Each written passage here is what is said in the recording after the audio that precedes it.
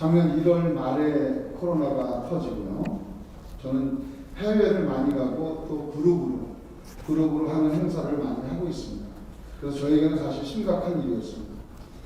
첫 번째 1월 말에 중국에서 약 50명 정도의 학생들과 교수들이 와서 함께 저희 행사에 참여하기로 했는데 그것부터 단절된 사태가 있었습니다. 그리고 아무튼 그것은 행사는 잘 진행이 돼서 중국 학생들을 제외하고 행사는 아주 성공적으로 진행을 했습니다. 그리고 거기 끝난 다음에 제가 계획된 것이 2월 말에 베트남과 태국을 다녀오는 일이었습니다. 근데 대부분은 이제 포기를 했고 저 혼자만 다녀오게 됐습니다. 근데 태국과 베트남을 다녀오면서 그쪽 여행사 사장님에게 한 이야기가 이번 사태는 좀 심각한 것 같아서 당분간은 이게 마지막 여행이 될 것 같습니다. 몇 년 동안은 못 다닐 것 같습니다. 라는 이야기를 하고 들어왔습니다. 그 이유는 제가 한 달에 2번 정도를 해외 출장을 갑니다. 동남아부터 시작해서 주로 유럽 지역을 다니는데 매달 2번 정도씩 나가는데 앞으로 당분간 동안 일본 못 나가야 되는 상황이 될 것 같다는 생각이 들었습니다. 그 전에 사스와 메르스와는 전혀 다른 분위기로 가고 있었습니다. 그래서 한국에 돌아와서 첫 번째 한 것이 10시부터 12시까지 제가 사무실에 나가서 그냥 저 혼자 기도하는 것이었습니다. 기도하는 가운데 이번 사태가 지금 물론 제가 하는 사업의 고객들은 급감하고 모든 연주회와 콩쿨과 이런 것들이 다 중단이 됐습니다. 그럼 상당히 심각한 상황입니다. 그리고 3월 달에는 매출이 저희 업계가 80%가 떨어졌습니다. 그러니까 20% 매출밖에 못 올리는 상황이었습니다. 그러니 저희로서는 심각할 수밖에 없었죠. 그래서 이 사업을 만약에 제가 1년을 끌고 간다고 하면 약 5, 6억 정도의 적자가 예상되는 상황이었습니다. 그러면 이게 2, 3년만 간다 그래도 10억 내지 15억은 적자 보는 상황이니까 이걸 갖다가 문을 닫아야 되는가 계속 유지를 해야 되는가를 심각하게 생각을 했습니다.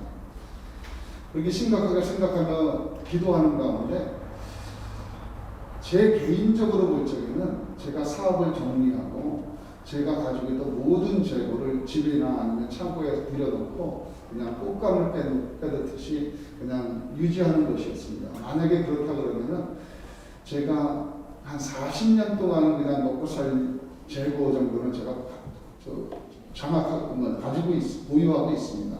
그럼 제 자신의 안위를 위해서는 그게 가장 빠른 길이었습니다. 근데 기도하는 가운데 그러면 하나님께서 기뻐하시는 일을 나를 위해서는 그것이 가장 좋은데 하나님께서 과연 기뻐하시는 일이 무엇일까 생각을 했습니다. 교회는 예배가 중단되고 모이기를 그치고 있고 사단은 예배를 그치고 기도하지 못하게 하고 하나님의 말씀을 증거하지 못하게 하고 있는 상황에서 그럼 하나님이 과연 그것이 기뻐하는 일일까 생각을 하게 됐습니다. 하나님이 원하시는 것은 예배의 회복이고 여태까지 세속화된 예배가 아니라 신실하고 진실한 예배가 회복되는 것일 거고 또 메시지도 하나님께서 세속화된 메시지를 증거하는 것이 아니라 복음을 증거하는 것이라고 생각이 들었습니다. 그럼 이 와중에 과연 내가 사업을 중단하고 남들이 볼 적에는 망했다고 그럴지는 모를 텐데 그 상태에서 복음을 증거하는 것이 나을까? 아니면 이 사업을 유지하면서 건실하게 튼튼하게 쓰면서 복음을 증거하는 것이 나을까를 생각해 보게 되었습니다. 그 결론은 아무래도 내가 사업을 유지하면서 남들보다 더 건실하게 되어가면서 이 사업을 하면서 성공적인 사업을 하면서 복음을 증거하는 것이 더 나을 거라는 마음이 들었습니다. 그래서 우리 직원들은 물론 모릅니다. 제가 이런 고민까지 하고 있는 거예요. 왜냐하면 그런 고민을 하는 바람에 만약에 그런 것이 아니면 본인들이 불안해하기 때문에 저는 내색은 전혀 하지 않았습니다. 그러나 밤마다 이제 하나님께 기도를 하면서 결론을 얻었습니다. 그리고 결론은 이 사업을 유지하면서 그래 나아가자. 이제는 세상을 유지할 수 있는 방법은 없다라는 생각이 들었습니다. 유대 백성을 40년 동안 메추리알과 만나와 생수로 200여만 명을 먹이셨는데 우리 몇십 명 정도를 못 먹이겠나 하는 마음이 들었습니다. 이렇게 마음 먹고 기도를 하는 가운데 하나님께서 사람들을 보내주기 시작했습니다. 그리고 그들에게 성경을 권하자마자 그들이 많은 사람들이 함께 동참하기 시작했습니다. 그래서 3월 달에는 매출이 전년도보다 떨어졌는데 성경을 시작한 3월부터 그 이후에 매출이 전년도보다 더 오히려 상승하기 시작했습니다. 저는 대부분의 시간을 전도하고 성경 공부를 하는 시간으로 보냈는데 오히려 매출은 더 늘어나는 것이었습니다. 물론 손님은 급감했습니다. 내방자가 30% 40% 정도밖에 안 됐습니다. 그런데 매출은 떨어지지 않았어요. 오히려 4, 5, 6월 달까지 매출이 올라갔습니다. 그리고 7월, 8월 달은 매출이 좀 떨어졌습니다. 그런데 그 7월 달, 8월 달에 매출 떨어진 건 전년도에 비하면 떨어진 거지 2019년도에 의외적으로 매출이 아주 엄청나게 높았었습니다. 그거에 비하면 떨어진 거지 오히려 매출은 올라갔습니다. 그래서 2020년에 제가 바이블 스터디를 하고 그런 분들이 41명이 되었습니다. 그리고 그 중에서 처음 예수를 영접한 분들이 절반 정도 됩니다. 그리고 그렇게 집합금지 명령과 이런 상태에서 계속 됐는데도 매출은 13%가 성장을 했습니다. 그리고 2021년으로 돌아왔는데 2021년도 마찬가지로 지금 1:1 성경뿐만 아니라 이런 분들이 계속 늘고 있습니다. 그래서 올해 하신 분들이 26분입니다. 26분이고 지금 하는 분, 계속해서 하고 있는 분이 14분. 그 중에서 예수를 처음 영접하거나 교회를 다녔는데도 예수를 영접한 경험이 없는 분들이 12분입니다. 그리고 2021년 4월까지 매출은 2020년보다 작년보다도 매출이 약 17%가 성장을 했습니다. 그래서 제가 이 어려운 가운데 물론 저희 업계는 회복된 건 아닙니다. 저희 업계는 매출이 약 50% 정도 수준밖에, 그러니까 2019년보다 2020년이 50% 정도밖에 매출이 안 돼 있습니다. 그러니까 전년도가 그 전년도보다 매출이 50% 정도 급감한 상태이고요. 그 다음에 폐업한 업체도 좀 있습니다. 그리고 2021년도 약간 회복이 됐지만 예전 정도는 전혀 회복하지 못하고 있습니다. 그런데 저희 업체는 아무튼 2020년보다도 17%가 더 성장을 했습니다. 그리고 아까 말씀드렸듯이 바이블 스터디 1:1로 하는 분들은 더 늘어났고요. 그래서 제가 이 어려운 가운데 제 경험을 의지한 것이 아니라 그동안 수없이 많은 경험이 있을 줄 알고 그 경험 가지고는 이 사태에서는 살아남지 못합니다. 지금은 모든 다국적 기업과 대형 업체들이 모든 산업을 지금 장악하고 있고 자영업자와 그 소기업들은 지금 설 자리를 잃어버리고 있습니다. 인터넷이나 이런 쇼핑몰에서 모든 매출도 다 장악하고 있습니다. 저희도 마찬가지입니다. 그러나 이스라엘 백성들을 40년 동안 광야 가운데서 먹여주신 하나님께서 제가 오직 하나님만을 의지하고 하나님의 말씀에 순종할 적에 하나님께서 먹여 주시고 입혀 주시고 채워 주신다는 것을 제 삶 속에서 직접 경험했습니다. 감사합니다. 안녕하세요. 저는 이장 소속 신세경 자매입니다. 첫째, 저희 가정의 기업인 최선우가 하나님의 은혜로 주신 귀한 선물임을 온전히 믿습니다.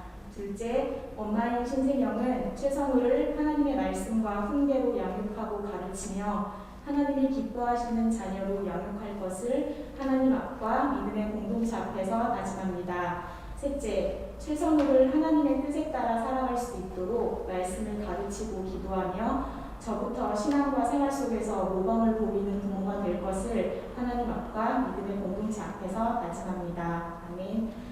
2018년 12월부터 거진 2년간 저희 가정에는 어려움이 많았습니다. 인간관계에서 왔던 아픔과 상처들, 그리고 경제적인 어려움, 그러다 보니 말 한마디도 서로에게 곱게 나가지 않고 상처가 되는 말을 하게 되고 다투게 되고 그 화가 고스란히 자녀들에게 흘러갔습니다. 하지만 하나님께서는 저희 가정을 그냥 두지 않으시고 영적인 자리에 나갈 수 있도록 환경을 계속하여 만들어 주셨습니다. 기도 모임, 학영삼, 경영팀 모임, 그리고 남편은 김선우 집사님과의 믿음의 교제를 통해서 저희의 마음과 생각을 세상의 생각이 아닌 영의 생각으로 하나로 모아주셨습니다. 그렇다고 문제가 해결된 것은 전혀 없었으나 저희 두 사람의 마음은 하루하루 평안이 더해져 갔습니다. 그렇게 믿음을 붙잡아 가던 중 2019년 1월 저희 가정에 하나님께서 축복의 선물을 주셨습니다. 바로 선호였습니다.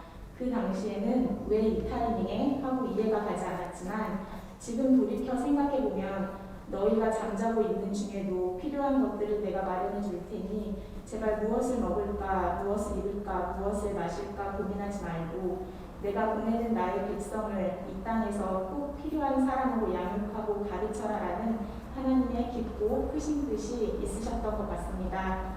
그렇게 10달 동안 태에 품으며 이 아이를 하나님께서 기뻐하시는 아이로 잘 키워야겠다는 사명감이 불타올랐습니다. 2019년 9월 17일 선우가 태어남과 동시에 새 아이를 양육해야 하는 현실 육아에 맞닥뜨렸습니다. 너무너무 힘들었습니다. 선우 말고도 7세 남자아이와 5살 여자아이를 함께 돌봐야 하는 터라 몸이 많이 지쳐갔습니다. 청천벽력으로 코로나 사태가 오며 2달간 어린이집도 못 가는 상황이 되었습니다. 정말 미치고 팔짝 뛰는 줄 알았습니다. 하지만 하나님께서는 내가 할 수 없는 이 상황들을 하나님의 방법으로 하나씩 풀어가 주셨습니다. 남편의 장기간 재택근무가 생기면서 육아를 함께 할 수 있었습니다. 그리고 주변에 사는 공동체들과도 서로 품앗이를 하며 함께 공동 육아를 할 수 있게 인도해 주셨습니다. 가장 큰 것은 대면 예배를 드릴 수 없는 상황에서 많은 갈급함이 있었는데 그 또한 비대면 방송사를 통해서 가정에서 가족들이 함께 예배드리고 기도할 수 있도록 인도해 주셨습니다. 일주일에 2번 가족이 함께 모여 찬양하고 말씀 듣고 기도하면서 정말 행복하고 감사했습니다. 물론 아이들은 10분 이상 집중하지 못합니다. 기도 좀 하려고 하면 사모, 성모가 기적이 바라야 하는 상황, 말씀에 집중 좀 하려 하면 이호 싸우는 소리에 중재하러 다녀와야 하고 그렇게 예배 방해가 많았지만 그 또한 아이들이 어린 가정에서는 어쩔 수 없는 상황임을 인정해버리니 마음이 홀가분했습니다. 그리고 이 방법 저 방법 써가며 남편과 저는 예배의 자리에 나오기 위해 부단히 노력하고 있었습니다. 그러다 보니 남편과 저의 모습과 삶을 대하는 생각이 많이 바뀌어 갔습니다. 우선순위가 확실하게 바뀌었습니다. 하나님의 계획은 정말 빈틈없으시고 세밀하심을 느낍니다. 하나님의 백성인 선우를 우리 가정에 보내주시면서 저희 두 사람을 자녀 양육하는 일에 몰두하게 하셨고 육아가 정신없고 바쁘다 보니 더 이상 세상의 생각을 하지 못하게 작은 틈 하나도 주지 않으셨습니다. 그러다 보니 영의 생각을 더 많이 하게 되고 자연스레 남편을 축복하게 되며 흘러 자녀들에게 고운 말과 행동이 나가기 시작했습니다. 모든 문제들을 하나님께 구하기 시작했고 구하는 것들마다 기도 응답으로 보여주셨습니다. 할렐루야. 물론 지금도 해결해 나가야 할 문제들이 많이 있습니다. 원래 신생영하면 소심한, 일어나지도 않은 일에 대한 걱정, 염려 정말 많았던 사람입니다. 하지만 현재는 세상의 염려, 근심이 많이 줄어들었습니다. 생기려고 하면 기도하려고 노력합니다. 사람을 더 많이 의존했었던 모습들이 하나님을 의존하려는 모습들로 점차 바뀌어가고 있습니다. 하나님께서 가장 좋은 방법으로 일해 주실 것이라는 믿음이 제 마음속에 굳건히 자리 잡았기 때문입니다. 선물을 우리 가정에 보내주심으로 우리 5 식구들은 믿음으로 더욱 하나가 되었습니다. 가정 예배를 드리는 태도와 마음가짐이 달라졌습니다. 헌화식을 준비하는 이 시간이 너무 감사하고 너무 행복했습니다. 또한 간증문을 함께 나누고 은혜를 함께 나누니 너무나 감사합니다. 앞으로도 저희 자녀를 하나님의 뜻에 따라 말씀과 기도를 양육할 것을 하나님 아빠 믿음의 공동체 앞에서 다짐하며 저희 부부가 자녀들 앞에서 더욱 본이 되는 분으로 앞장서겠습니다. 제 간증을 들어주셔서 감사합니다. 그랬구나. 네, 이렇게 코로나 기간에도 하나님께서 함께 하시면서 또 또 하나님을 의존하고 하나씩 이렇게 헤쳐나가는 모습들을 우리가 간증으로 들었습니다. 우리 모두의 삶이 그런 삶이 되기를 한번 우리 소망합니다. 우리는 항상 육신의 소욕을 하고 살죠. 육신의 소욕이라는 건 뭐냐면 타락한 이기적인 본성의 소욕을 따라 생각한다는 거예요. 이게 이제 타락한 이후의 모든 인간의 공통점입니다. 그런 이거의 결론은 뭐냐면 사망이에요, 사망. 염려, 근심, 걱정 하다가 죽음으로 끝나는 거예요. 그런데 이제 하나님께서 우리를 거듭 태어나게 자녀 삼아 주셔서 우리 안에 성령이 들어와 계시단 말이에요. 이제부터는 또 하나의 생각을 해요. 성령이 주시는 생각, 영의 생각을 하게 됩니다. 하나님을 기쁘시게 할 생각, 하나님을 의지할 생각, 하나님의 뜻을 따를 생각, 하나님을 기쁘시게 할 생각, 그리고 생각이 또 하나의 생각이 생겼습니다. 근데 우리는 어느 것 갖고 사느냐는 내가 결정하는 거예요. 여러분 스스로가. 여러분 스스로가 그리스도인이 됐는데 성령이 주는 생각을 줬음에도 불구하고 이걸 따라 살지, 아니면 그대로 그냥 타락한 이기적인 본성을 따라 살지. 이게 없어지는 게 아니기 때문에 이건 죽어야 없어져요. 이 부분은. 대부분의 그리스도인이 이 사이에서 갈등하며 사는 거예요. 이 갈등이 없는 사람은 그리스도인이 아닌 거예요. 갈등할 수가 없죠. 왜? 타락한 이기적인 본성만 갖고 있기 때문에 갈등할 이유가 없는 거예요. 성령의 생각이 그들에게 없습니다. 자기 양심의 갈등은 조금 할 수 있으나 궁극적으로 성령이 주시는 하나님이 기뻐하시는 생각과는 충돌이 안 일어나요, 그 사람들은. 근데 우리 그리스도인들은 성령이 주는 또 하나의 생각이 생겼기 때문에 이 갈등이라는 거예요. 그래서 갈라디아서는 육신의 소욕을 따라 살고 성령의 소욕을 따라 사는데 이 둘이 충돌되기 때문에 우리가 하고자 하는, 원하는 일이 안 이루어진다고 해요. 그래서 우리는 성령을 쫓아 행하라 그랬단 말이죠. 육신의 소욕을 찾고 죽이고. 그래서 멀티피케이션, 육신의 소욕을 죽이는 거예요. 성령의 생각은 비비비케이션, 살리는 거예요, 자꾸. 그래서 이렇게 사는 것이 그리스도인의 삶이다. 이럴 때는 어떻다. 성령의 열매를 쭉 설명해 주고 있단 말이에요. 저는 여러분들이 그런 분들이 되시길 주님의 이름으로 축원을 드립니다. 성령의 소욕을 더 많이 쫓아 살면 결론은 생명과 평안이에요. 생명과 평안. 하나님은 우리가 그렇게 살기를 원하시는 거죠. 그래서 우리 그렇게 살 때 우리 두 분에게 또 역사하셨던 그 하나님께서 여러분 삶 가운데도 역사해 주실 겁니다. 저도 30대 초반까지 평신도 시절에 박상환 장로처럼 똑같이 했어요. 사람들을 성경 공부를 제가 가르치고 몇 팀을 가르쳤냐? 38팀인가를 가르쳤어요. 평신도인데 38팀. 그리고 내 사업하고 그러다가 이제 목사가 됐어요. 평신도 충분히 할 수 있습니다. 근데 사람들은 평신도 못한다고 생각해요. 생각 자체가 못한다고 생각하면 안 되는 거예요. 할 수 있다 하면 하나님께서 길을 열어주세요. 그래서 저는 여러분들이 우리 장로님도 뭐 그렇게 하려고 쭉 노력해 오시다가 이제 본격적으로 이제 그렇게 하시니까 또 이렇게 많은 평신도가 하는 거예요. 이런 거는 목회자가 하는 게 아니라 목회자는 여러분들이 바르게 갈 수 있도록 전체적으로 지도하고 또 여러분이 잘못된 길을 걸었을 때 약간 조정해주고 또 그런 역할이죠. 그러니까 여러분들 가운데 한 명이든 두 명. 첫째는 자녀. 이거는 100% 여러분의 몫이에요. 이거는 자녀는. 그건 교회만 가지고 안 돼요. 자녀는.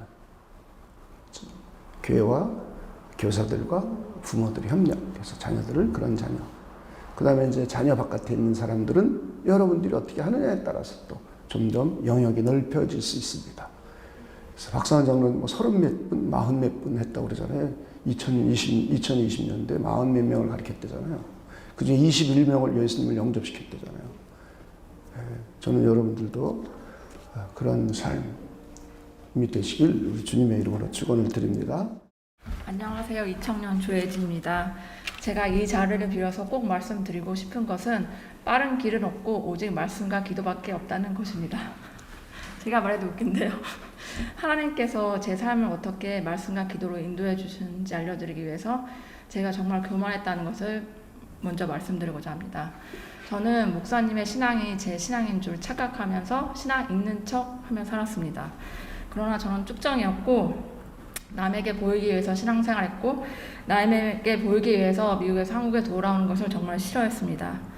그러니까 제 가족의 고통보다 제 체면이 우선이었습니다. 그래서 또한 석사만 마치고 그 출연 연구소에 가는 게 굉장히 극히 드문 일이기 때문에 제가 정말 잘난 줄 교만했습니다.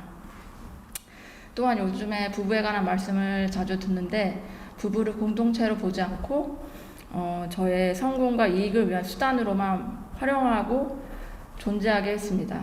그래서 미국에 가서도, 그러니까 신앙이 다 드러나겠죠. 미국에 가서도 가끔 자다가 주일 예배 안 가고 이민 생활에 돈이 많이 들어가거든요. 그래서 돈이 많이 들어가니까 11조도 제가 못 내게 했습니다. 그래서 어찌 보면은 지금의 성구 형제의 반응은 당연할지도 모릅니다. 여튼 미국 내 아무리 국민연구소라고 할지라도 한국 사람이 어떻게 사는지, 인도와 중국 사람들은 고국에 들어가기 싫어서 정말 목숨 바쳐서 일하는데, 근데 그런 사람들과 정말 실제로 경쟁하는 성구 형제는 점점 더 불안해지고, 이 불안을 결국 이기지 못하고 그만두고, 결국 그만두니까 비자가 만료가 되겠죠. 한 달 만에 한국에 돌아오게 됐습니다. 저는 미국으로 다시 돌아가고 싶은 마음에 결국 한국에 돌아와서도 미국 대학원 준비를 했습니다. 저의 가정보다 저의 체면이 우선이었기 때문입니다. 그러니까 힘든 일이 있어도 계속 방황을 했던 것입니다. 근데 때마침 코로나가 찾아왔습니다. 그래서 미국에 돌아갈 수 있는 방법이 많이 사라졌고 목요 모임이 생기고 오히려 영적인 것을 더 하게 되었습니다. 그 목요 모임 가운데 말씀 전하는 준비를 하고 설교 정리를 하는데, 이 설교 정리도 거의 스크립트를 만들듯이 라인 바이 라인으로 정리를 하면서 제가 원래 알았다고 생각했던 말씀은 실제로 모르는 것이었습니다.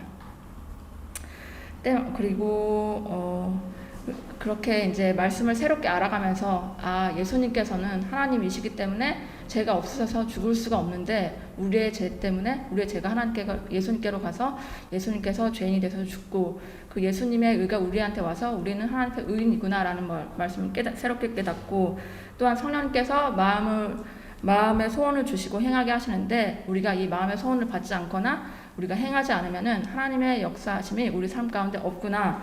또 성화의 말씀을 들으면서 하나님께서는 나를 오랫동안 기다리셨고 목사님께서 나를 대신해서 성화해 줄 수 없구나. 내가 자꾸 하나님께 기뻐하는 행동을 자꾸 하고 말씀을 읽고 그렇게 하나님께 나아감으로 하나님과 독대함으로써 하나님과의 많은 시간을 보내야 함을 깨달았습니다.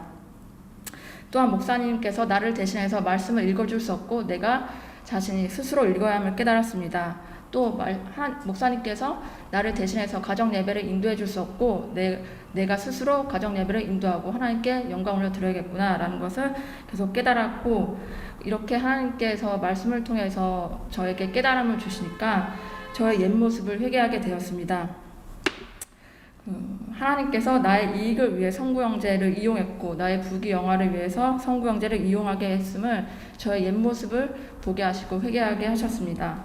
그래서 성구 형제에게 나의 성공과 체면을 위해서 너를 그렇게 한국에 못 가게 버티게 했고, 너는 그 불확실 속에서 너의 불안정은 점점 커져갔지만 나는 공황장애 약을 더 먹으면서까지 버티라고 했던 그런 잔인한 인간이었다며 회개하고 사과했습니다. 또한 어머니께도 굉장히 모질게 했는데, 시어머니께도 모질게 했는데 이런 것을 다 회개하고 사과드렸습니다. 그러니 어머니께서도 저에게 성구 형제는 사평교회 가야 하니까 좀 기다리고 기도하자고 저의 편이 되어주시고 저희 교회 담임 목사님 위해서 기도하고 계신다고 저의 편이 되어주고 있습니다. 이렇게 회개를 하고 죄를 실하고 회개하고 사과를 하고 나니까 정말 미국에 가고 싶었던 마음은 정말 우습게도 마음이 싹 사라졌습니다.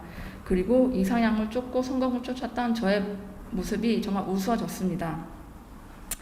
그리고 또 하나님께서 나의 필요를 나보다 더 잘 알고 계시고 내 자신보다 나를 더 잘 알고 계시니 더 좋은 길로 인도해 주실 것이라는 믿음이 생겼습니다. 그래서 몇 주 전까지만 해도 성구 형제에게 미국 시카고 근교에 있는 아르곤 국립연구소라는 곳에서 오퍼 메일이 왔었습니다. 그래서 옆에 또 제가 있어가지고 고민을 하더라고요. 그래서 제가 미국은 또 형님이잖아요. 미국 형님 쌉짓이없어서 하면서 절대 가지 않고 저희가 여기서 한국에서 잘 정착하기로 결정하고 합의했습니다. 서로. 이렇게 제가 180도 변하게 된 것은 말씀을 꼼꼼하게 정리하고 바이블 타임을 읽고 적극적으로 참여형 신앙생활을 하면서부터입니다. 말씀을 들으며 회개하고 조금씩 바뀌어 나가니 사회에서도 가정에서도 또한 교회에서도 안정을 찾고 있습니다. 물론 완벽하진 않지만요. 저희의 2세 계획인 내년 혹은 내후년에 성구 형제는 교회를 나오겠다고 합니다. 지금은 열심히 할 자신이 없다고 하네요. 그래서 물론 기다려 봐야겠지만 이혼을 앞두고 저희가 한국행 비행기도 따로 타고 왔거든요. 그런 저희들의 모습이 조금씩 안정을 찾고 일그러진 하나님의 형상을 조금씩 회복하고 있습니다. 예수님께 주는 그리스도시요 살아계신 하나님의 아들이심이라는 것을 고백하고 영광 돌리고 하나님을 인정하고 예수 그리스도와 자꾸 연합해서 옛사람을 죽이고 이런 참여형 신앙생활을 하니까 정말 비신앙인과 다름없었던 저에게 신앙인으로 바꿔주시고 이렇게 말씀 속에서 하나님의 인도함을 받은 지 얼마 안 되기 때문에 제가 그동안 어떻게 신앙생활을 했지라고 회의감이 들더라고요. 그래서 저는 신앙생활한 지 얼마 안 된 사람입니다. 그래서 오랫동안 기다리신 하나님께 감사드리며 영광 올려드립니다. 이 자리에 계시고 우리의 예배를 받아주신 하나님께 영광 올려드립니다. 감사합니다. 박명남 장로입니다. 짧은 시간에 다 간증할 수는 없지만 제가 오늘 간증을 코로나19를 통해 일하시는 하나님이라고 제목을 붙이고 싶습니다.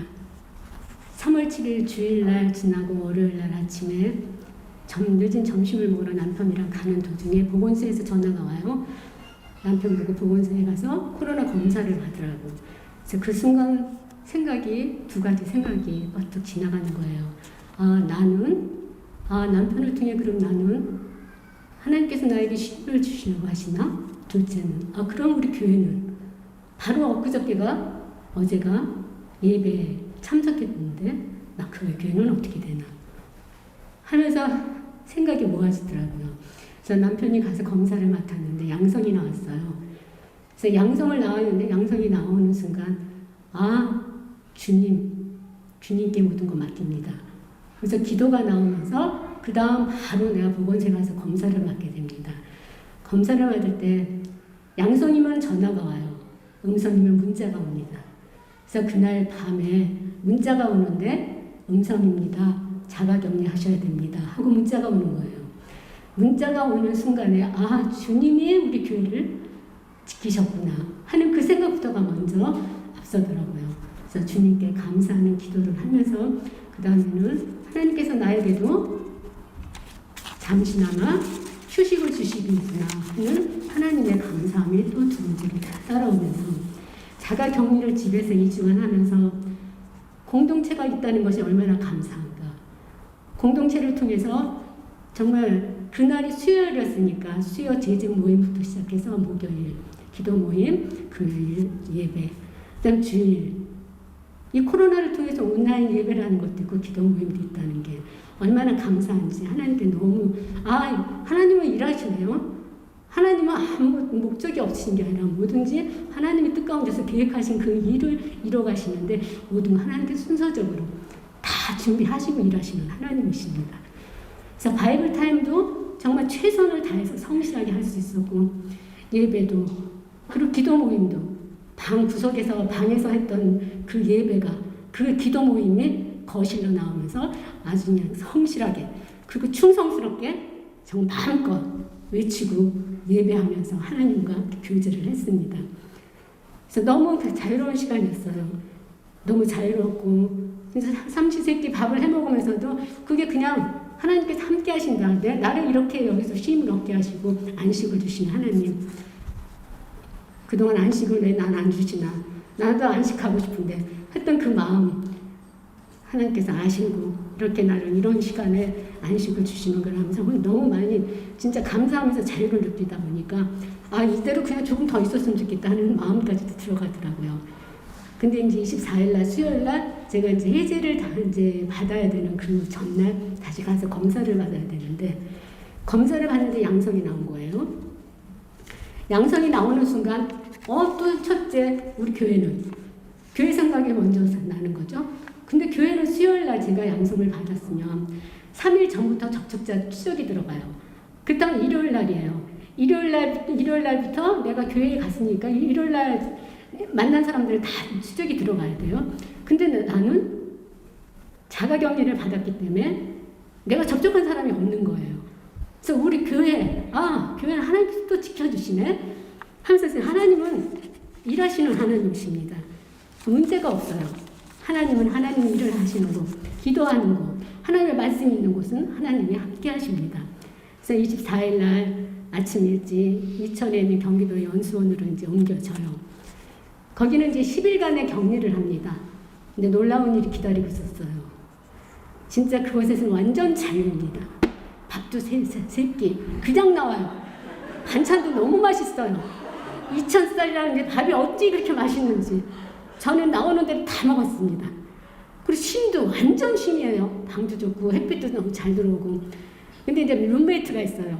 근데 나는 성경책을 갖고 들어갔는데 그 룸메이트는 불경책을 갖고 들어갔어요. 그래서 내가 성경을 읽으면 그 룸메이트는 옆에서 불경.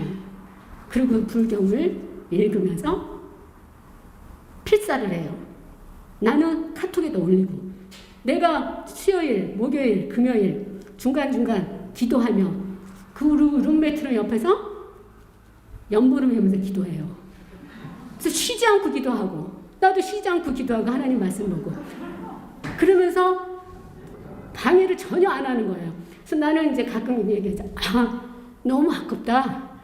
그렇게 열심히 하는 사람 나 처음 봤어. 어떻게 불경책을 갖고 다니면서 저렇게 필사까지 하면서 하나? 그거 아깝다. 우리 하나님 말씀을 배워봐. 하나님 말씀 배우면 3년이면은 교사가 돼. 성경 교사가 돼. 그러면 너 대체는 되는 거지. 아무 얘기 안 해요. 언니가 얘기하는 건 내가 알아. 무슨 얘기하는지 알아요. 불경에 대해서는 전혀 말을 안 하면서 내가 하는 거에 대해서는 전부 순응을 하는 거예요. 하나님께서 준비시켜 놓은 사람 같아요. 근데 자연스럽게 하나님께서는 예수 그리스도를 전하게 하고 하나님의 복음을 증거하게 하셔요. 근데 그 시간에 그 이틀이 지났는데 그 자매가 후각이 마비가 됐어요. 후각이 마비가 돼갖고 밥을 먹을 수가 없어. 냄새가 없으니까 냄새를 못 맡으니까 밥을 못 먹어. 밥을 못 먹으니까 몸이 힘들어. 그러니까 잠도 못 와. 잠도 안 오고 저녁 되는데 배가 아프다고 화장실을 들락날락 하더라고요. 그러면서 아침에 일어나서 언니는 어떻게 잠도 잘 자고 밥도 잘 먹고 씩씩하고 뭐야 그래 내 안에 생명의 예수님이 계시죠. 그 예수님이 나를 지켜주시지. 이렇게 내가 씩씩한 건 하나님이 하시는 일이야. 자기는 생명도 없는 돌에다가 지금 뭐하고 있어? 절하고 있어? 기도하고 있어? 아니지. 예수님을 알아봐. 그러면서 내가 예수님을 전하게 하더라고요. 하나님은 모든 것이 그냥이 아닙니다. 하나님을 계획하신 하나님이십니다. 그래서 룸메이트가 바로 그냥 양성을 받고 바로 들어왔기 때문에 그러니까 3일 전부터 추적이 들어가는 거예요.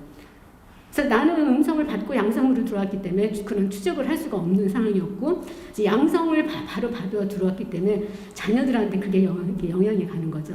그래서 자녀들한테 다 연락이 가고 만난 지인들한테 연락이 가서 그들이 가서 보건소에 가서 검사를 받고 자가격리를 받고 그거를 못 견뎌하면서 너무 힘들어하는 거예요. 그래서 통곡을 하면서 우는 그 안타까운 데 있었습니다.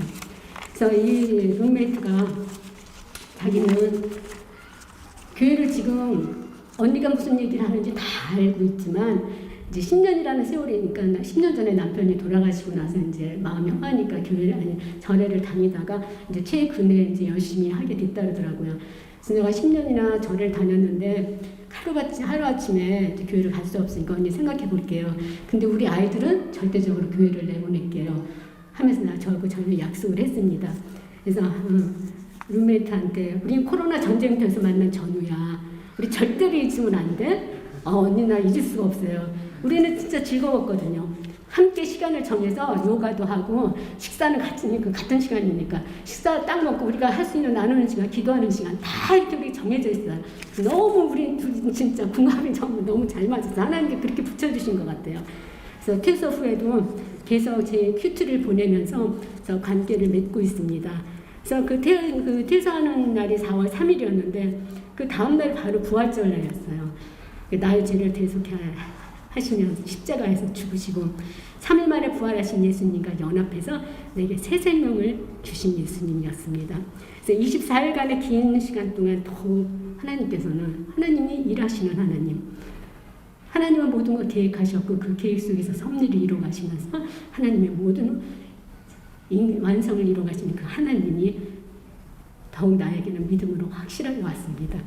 그래서 하나님께서는 여호수아를 통해서 아이성을 향해서 창을 들면서 계속 창을 들었을 때 여호수아가 승리한 것처럼 하나님께서는 제게 마음이 하나님의 말씀을 창으로 그 말씀의 창을 끝까지 들고 하나님께 영광을 돌리는 나의 믿음 생활을 해야 된다는 하나님의 은혜가 있었습니다. 네, 감사합니다. 안녕하세요. 정창수 집사입니다.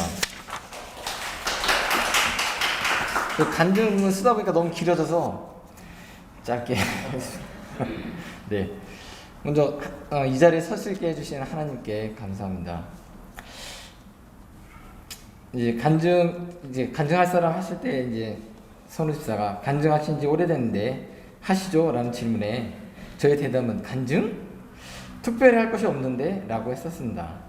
근데 그 돌아온 답변이 특별함이 없으니 간증의 대상이라는 말은 답변. 지금은 특별히 어려움이 없으니 또 저의 기도 제목이 시험에 빠지지 않는 것이라 그런 것이지만 맞지만 어떻게 풀어야 할지 고민이 되는 시간들이었습니다. 그래서 그냥 저의 지금 이야기를 시작하려고 합니다. 저는 항상 지금 바로 지금이 제일 행복함을 느끼고 살아가고 있습니다.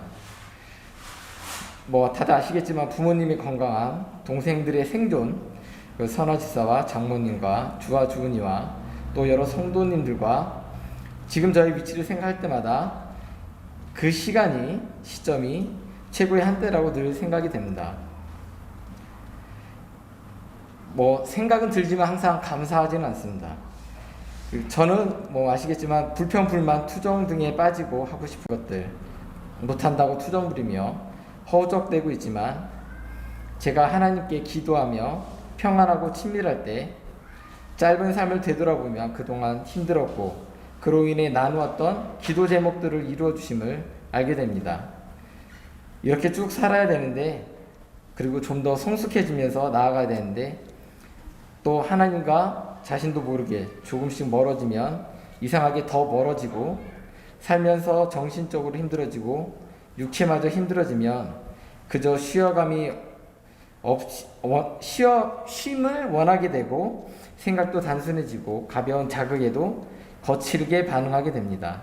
그러다 보면 교회 생활을 해도 하나님께 소통을 못하거나 안 하니 그저 교회만 다니게 됩니다.